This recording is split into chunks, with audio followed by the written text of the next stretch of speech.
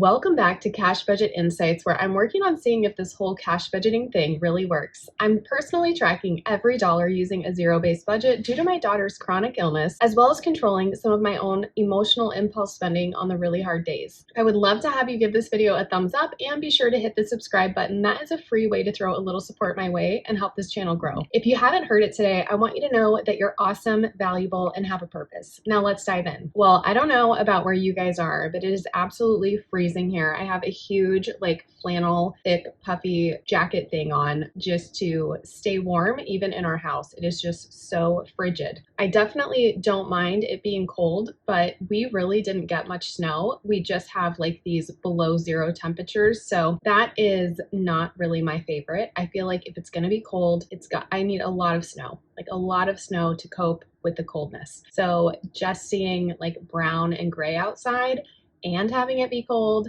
definitely feeling the winter blues. So today's going to be a little bit different. I wanted to talk about something new that I made to kind of round out the budgeting principles, which you can find linked below. As you guys are probably really aware, I'm just going to quickly go over what I have and how I use it. I did make several updates to my forms as I figured I would, as I iron things out. If you guys ever purchase these and they change, you can always message me. You don't need to rebuy them, and I will send you the most updated version. So for those of you that have been so kind to already buy these, if you like what you see here better, the version you have will have been discontinued, and this is the version that I have now. If you like it, message me and I will get it sent over to you. So some of the changes I made to my downloads is that they're all going to be loosely dated. They're really just going to have the month. I did that because I don't want you to feel like you have to buy this every single year. So you do have to self-date the calendar at the top. But other than that, everything is going to be dated or labeled at least with the month. So I just call this my month at a glance. And this is something I look at all the time throughout the month just to see what's coming up that week.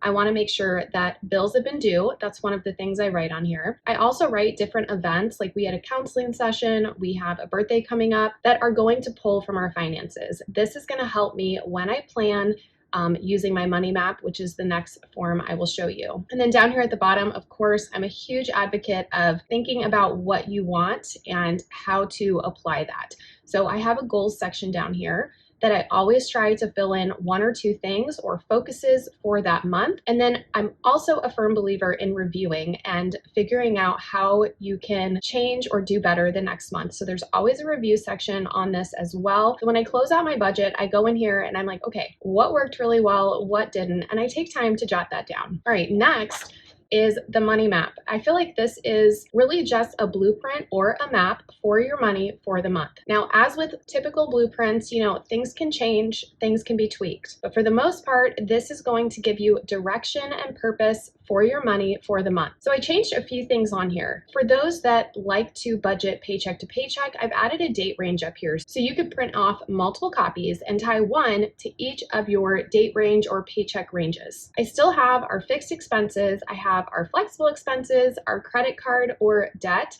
and then I just made a very, very long space for future planning because I found that this was what I was utilizing the most. So that is basically all the same, just a couple aesthetic tweaks and of course functionality for the future planning or sinking funds.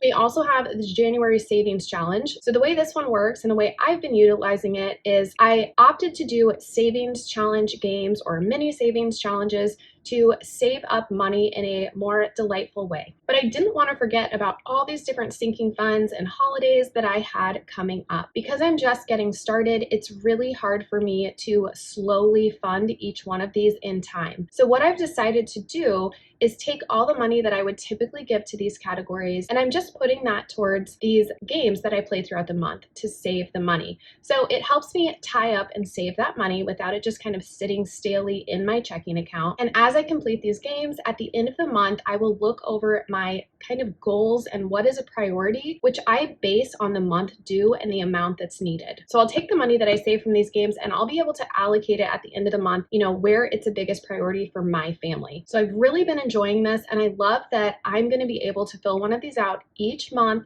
and write the progress, write the remainder due, and write how much I save for that month. So that'll be really fun as we start knocking off and completing some of these goal amounts. It's going to be fun to watch this kind of Avalanche and Snowball and slowly see some of these savings challenges completed. That is going to be very rewarding throughout the year. So that is what this one is. And then of course we have a cash planning worksheet. This really just allows you to come up with a plan for the money or the cash that you're withdrawing from the bank. That's all this is.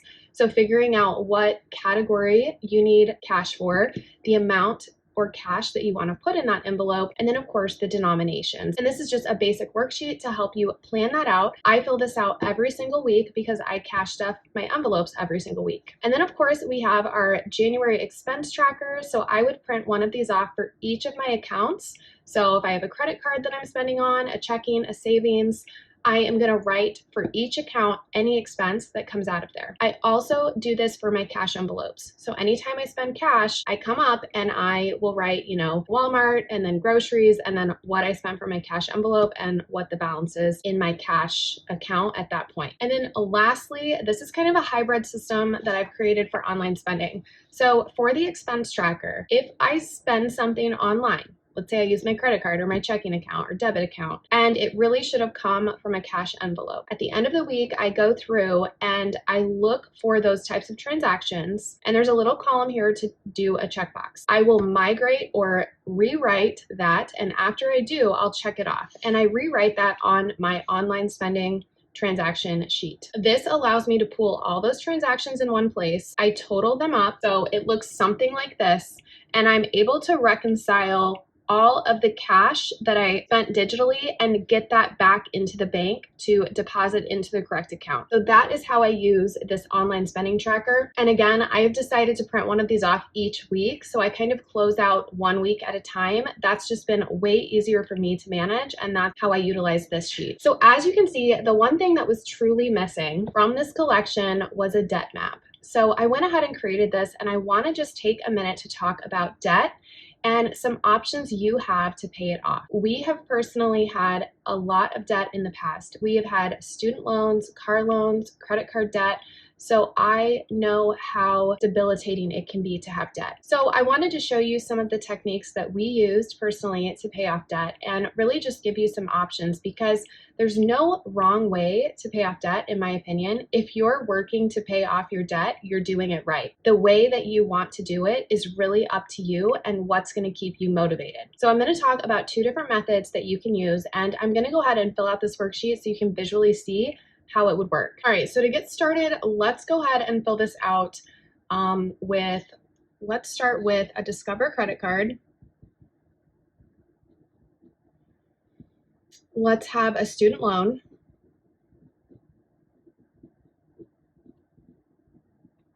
And let's do a car loan. Okay, so let me just do some generic amounts here. Let's say for the Discover, we have $6,782. And for the student loan, let's do $23,561. And for the car loan, we'll do $8,256. Okay. So we're going to write down our debt, and we're going to write down the associated balance with each debt. Then we need to write down the interest rate. It's really good to take time to actually make yourself aware of all of this information. It can be really hard to sit down and actually write this out, but being aware of it and just acknowledging the ugliness of it is, I think, step 1. So to me, writing this out on paper is very therapeutic and very good. So I'm just going to make up some interest rates here. We'll say 25.24 for the Discover, because credit cards are typically really high. We will do 5.5 for the student loan, and let's just say 4.54 for the car loan, okay? Then we're gonna fill in our minimum payments, so what we have to pay every month. So let's say for the credit card, it's $35, and for the student loan, let's say it's like $276. And then for the car loan, let's say $189. So let's first talk about the different ways that we can approach paying off debt. I think it's really good to have a plan and really to stick with it, because you'll see over here in this last column, there's extra payment. So we want to be really strategic about where and how we utilize this extra payment. We don't want to be flip-flopping. We want to make a plan and we want to stick to it, because that is going to give us the biggest bang for our buck, okay? We want to stretch our dollars the furthest, and if you're yo-yoing between, a bunch of different loans and don't have a plan or a purpose, it's really not going to stretch or like make as big of an impact on your debt. Of course, like I said, you're still paying off debt, so that's wonderful. But if we can pay it off strategically in the long run, that is really going to be beneficial. So let me give you two different options, and I will share with you which one I prefer. But there's two different options that are out there. Of course, I'm sure there's way more than two, but these are the two I'm going to share. And I'm not a financial advisor by any means. This is just from my own experience that I'm sharing with you. So make sure that you do your research, and also you need to know yourself and which one of these methods is going to resonate with you the most. So the first one that I'm sure you've all heard about is the snowball method. If you do the snowball method, step one in both of these is you have to pay your minimum payment amount. Okay, that goes without saying. So we're paying our minimum payment amount regardless of which strategy you use. The next thing you're going to do is look at your smallest amount of debt.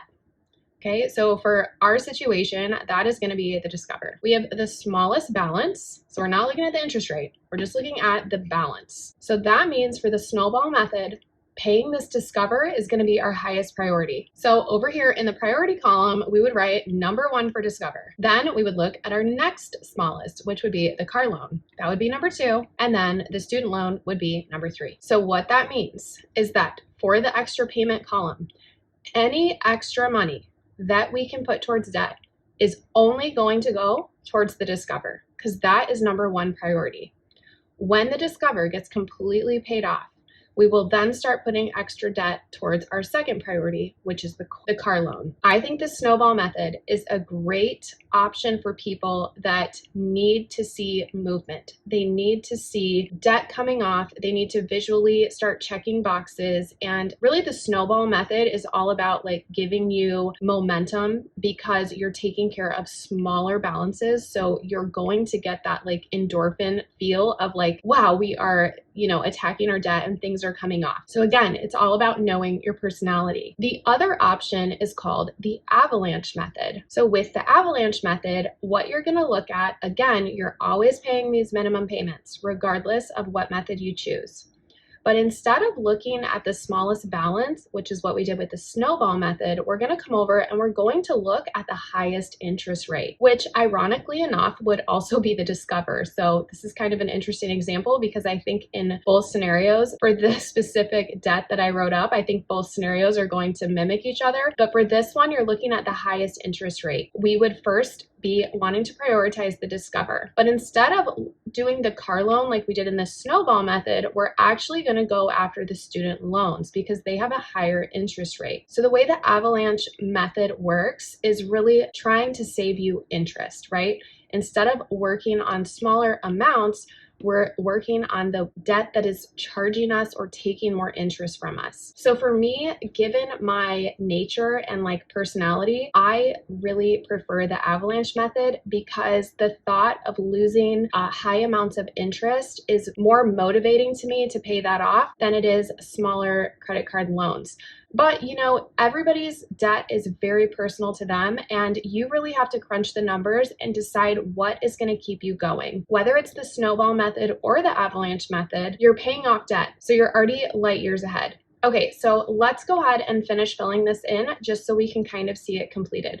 So let's say this is mine. So I'm going to choose to use the Avalanche method, and so I'm going to actually do the Discover, and then the student loan, and then the interest rate last year for the car loan. Let's total up here exactly what our minimum payment is, because we know we're going to have to pay that basically every month. Oh wow, it's $500. How in the world did I just randomly choose those numbers? That's crazy. Okay, so this is going to be $500, and then let's say that we had an extra let's say $542 to put towards debt. I will put all of this extra money towards the Discover. So we're not going to put anything extra towards student loan or car loan until the priority comes up for those. Okay, and then we would obviously total this up to be $542. Okay, so then we're going to head down to the progress. I think it's really, really important to look at where you've started and look at where you're going. To me, that really helps me visually see momentum. So let's go ahead and add up our starting debt. So our starting debt, let me add this up really quick. Okay, so it was 38,599. Okay, and then we're gonna look at what we paid this month. So that's pretty easy. It looks like we have 1,042. So this is what we were able to pay towards our debt this month. Okay, and then we're going to look at the current balance. So we're just gonna take that total, 38599, and we are gonna minus the 1042, which is going to give us a total of 37,557. Okay, and if by chance you wanted to see what the percentage was, you're simply going to take what you paid off, which was 1,042, and you're going to divide it by the total amount you started with. So we do divided by 38,599. Okay, and you're going to get a funky number like this. You're going to times it by 100 to get the percentage, which would be 2.69, or you could round up to 2.7%. Okay, so we'll just round up to 2.70, say that, percent. Okay, so we can look at this and we can note that we paid 2% off of our debt this month. That is pretty incredible. Well, that is all I have for you today. I just wanted to quickly go over how to utilize the debt map, and kind of, that was a missing worksheet that I really wanted to work and think through before adding it into my downloads. So that is there now for whatever strategy of debt you're using. I know how hard it is, and I just want to encourage you to keep going and keep making strides to pay off your debt. Regardless of what method you're using, I want you to know that you can do it. So don't give up and don't be discouraged. Well, that is all I have for you today. So I'll see you next time.